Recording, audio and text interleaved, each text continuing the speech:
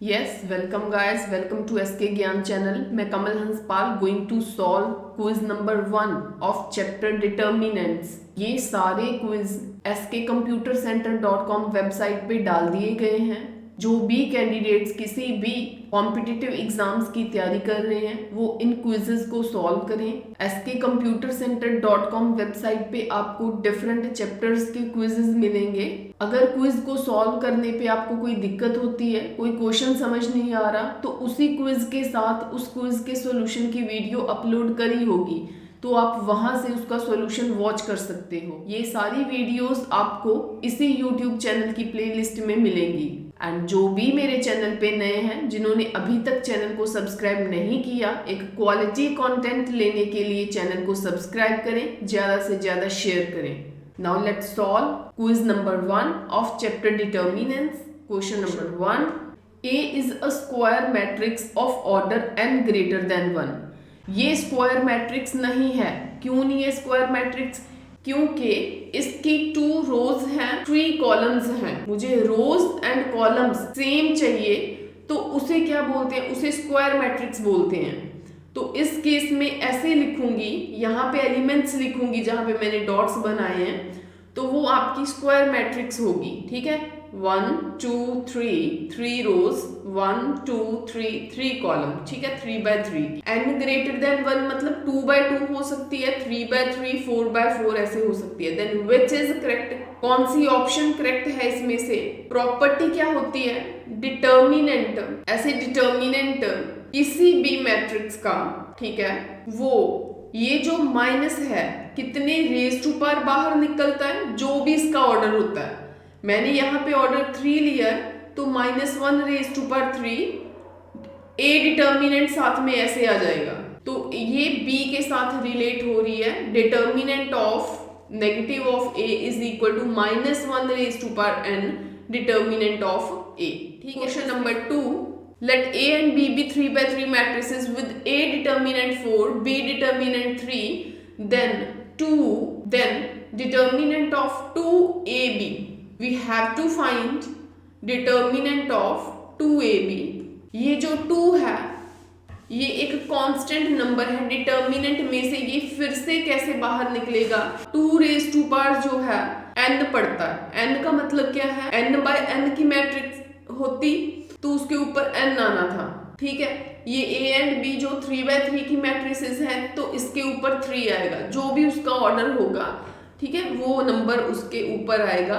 और जो a b हैं इकट्ठे, उसको ऐसे डिटर्मिनेंट में रिप्रेजेंट कर दिया जाता है। बाद में इनको खोल दिया जाता है again, like this, a determinant b determinant.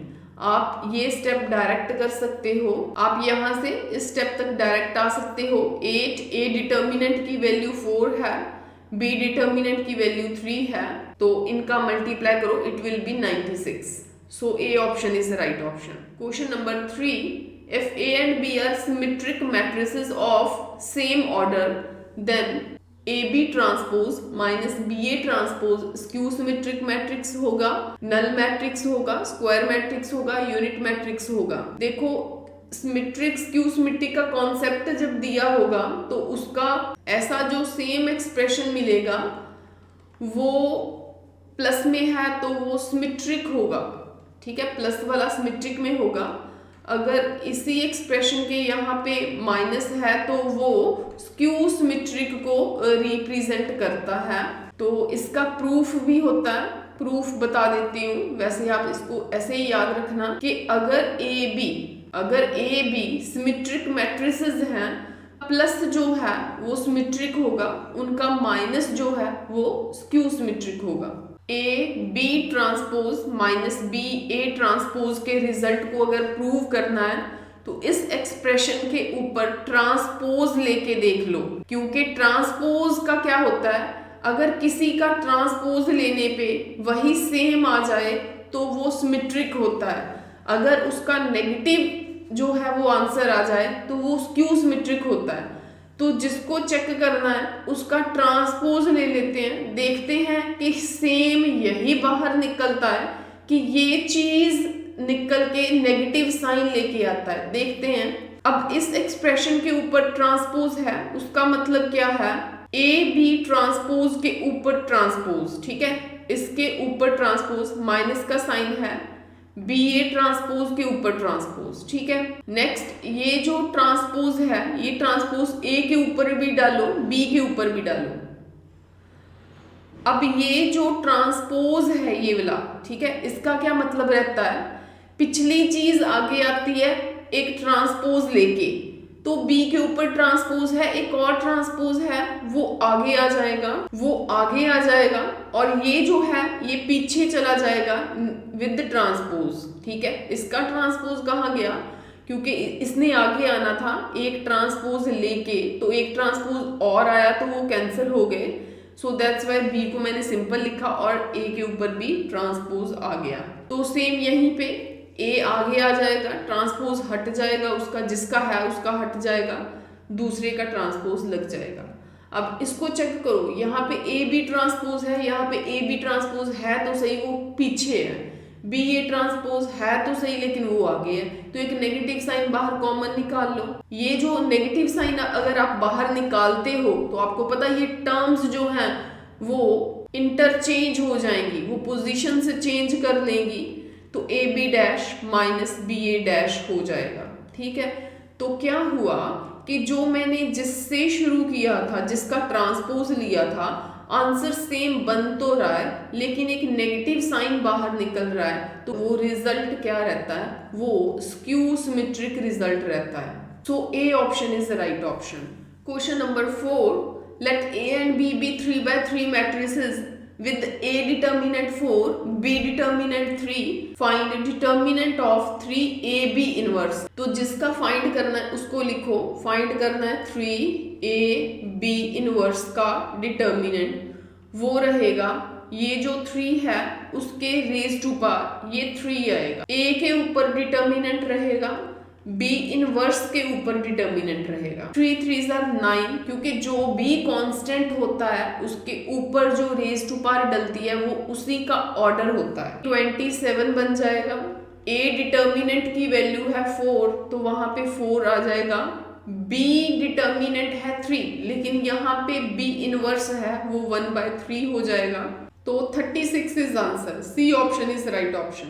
Question number 5, let A and B be are invertible matrices of same order such that this invertible matrices मतलब इनका इनवर्स पॉसिबल है, ठीक है, इनवर्स पॉसिबल है, और हमें दिया हुआ है ए बी का होल इनवर्स का डिटर्मिनेंट 8 के इक्वल है, एंड डिटर्मिनेंट ए की वैल्यू 2 दी हुई है, डिटर्मिनेंट बी की वैल्यू निकालनी है।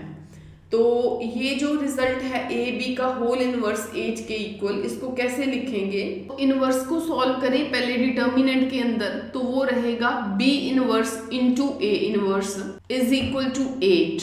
अब ये जो डिटर्मिनेंट है ये 2 मैट्रिसेस के ऊपर है, तो कहने का मतलब इसको अलग अलग कर लो, बी इनवर्स का determinant into determinant of A inverse, this is equal to 8। इसकी वैल्यू है नहीं, इसको छोड़ दो, A इनवर्स की जैसे यहाँ पे वैल्यू 2 है A डिटर्मिनेंट की, लेकिन यहाँ पे A इनवर्स है तो यहाँ पे आप 1/2 लिखोगे इज इक्वल टू 8। फाइन, ये 2 उस साइड जाके मल्टीप्लाई होगा, मतलब जो B इनवर्स है दैट इज 16।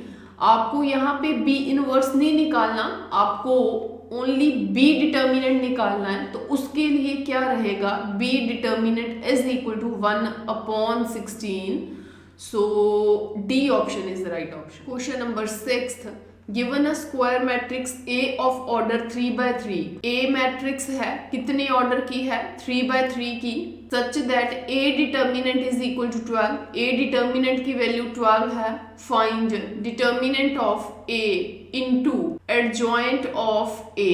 तो इसका रिजल्ट क्या रहेगा, determinant A and adjoint A के ऊपर है तो डिटर्मिनेंट अलग अलग करो, A के ऊपर डिटर्मिनेंट डालो, एडजॉइंट A के ऊपर डिटर्मिनेंट डालो, ठीक है।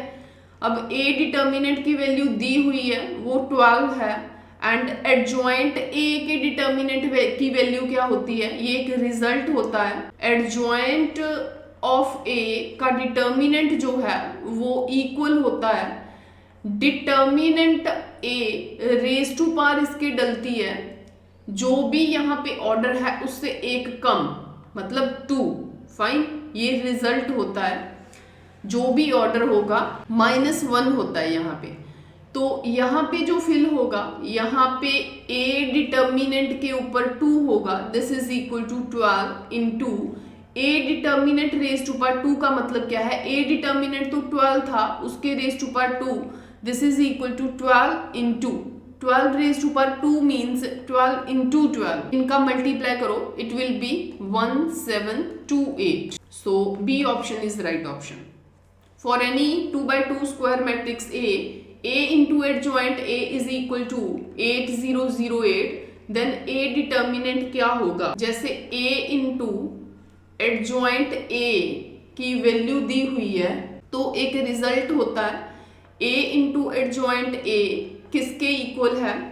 अब इसके ऊपर डिटर्मिनेंट नहीं डाला, पिछले केस में इसके ऊपर डिटर्मिनेंट था, डिटर्मिनेंट के बिना इसका एक रिजल्ट होता है A डिटर्मिनेंट इंटू I। ठीक है, ये बहुत इंपॉर्टेंट प्रॉपर्टी है, इसके क्वेश्चंस भी आते हैं प्रूव करने के लिए सब्जेक्टिव में 12th क्लास में। A into adjoint A is equal to A determinant into I, ये एक प्रॉपर्टी रहती है। तो हमें गिवन क्या था, ये तो प्रॉपर्टी है ना, हमें गिवन ये था, इट मीन्स जो गिवन है वो है A adjoint A is equal to this, जो गिवन है एंड जो प्रॉपर्टी है उसको ध्यान से देखो। A एडजॉइंट A इक्वेट हो जाएंगे तो उनके राइट हैंड साइड रिजल्ट्स मैं इक्वल कर दूंगी, मतलब 8008 किसके इक्वल आ जाएगा, A डिटर्मिनेंट इंटू I के। तो अगर मैं इस मैट्रिक्स में से 8 को बाहर कॉमन निकाल लूं मैट्रिक्स के अंदर, ये डिटर्मिनेंट नहीं है, ये मैट्रिक्स है। अब तो मैट्रिक्स के अंदर क्या बचता है, 1001 A डिटर्मिनेंट इंटू I। अब ये जो मैट्रिक्स है ये आइडेंटिटी मैट्रिक्स है, यहाँ पे ये भी एक मैट्रिक्स थी तो ये भी एक मैट्रिक्स है। ये कौन सी मैट्रिक्स है, ये आइडेंटिटी मैट्रिक्स है। कहने का मतलब in next step I will write identity matrix for this is equal to A determinant into I। It means जो ये है वो इसके इक्वेट करूं, इसके इक्वल करूं, तो A डिटर्मिनेंट किसके इक्वल हो रहा है, 8 के इक्वल हो रहा है। तो कहने का मतलब A डिटर्मिनेंट ही फाइंड करना था तो मैंने उसे रिलेट कर दिया, तो वो क्या आ गया, वो A आ गया। A option is the right option. Question number 8, if A is square matrix of order 3x3, A determinant 4 है, we have to find determinant of 3A। तो कैसे करना है, डिटर्मिनेंट के अंदर क्या है 3A, तो 3 के रेज टू पावर क्या आएगा, ये वाला। एक कम कब माना था, एडजॉइंट के केस में एक कम माना था, इसके केस में डिटर्मिनेंट के केस में जो कांस्टेंट ने बाहर निकलना वो यही पावर निकलती है। तो A का डिटर्मिनेंट हो गया 3 3 9 3 27, यहाँ पे A डिटर्मिनेंट की वैल्यू 4 है तो its answer will be 108। B answer is right answer. Question number 9, A is square matrix of order 3, A determinant की वैल्यू 13 दी हुई है, then determinant of adjoint A निकालना है। डिटर्मिनेंट किसका निकालना है, एडजॉइंट A का, वो किसके इक्वल है।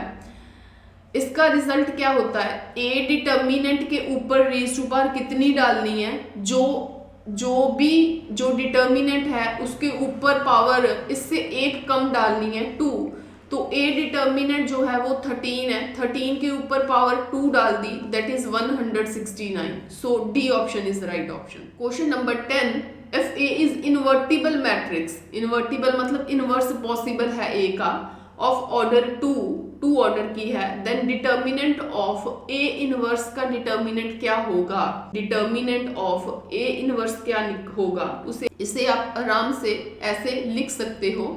So it's answer will B, अगर आप इसे रिलेट करो तो D answer is right answer. Thanks for watching till the end.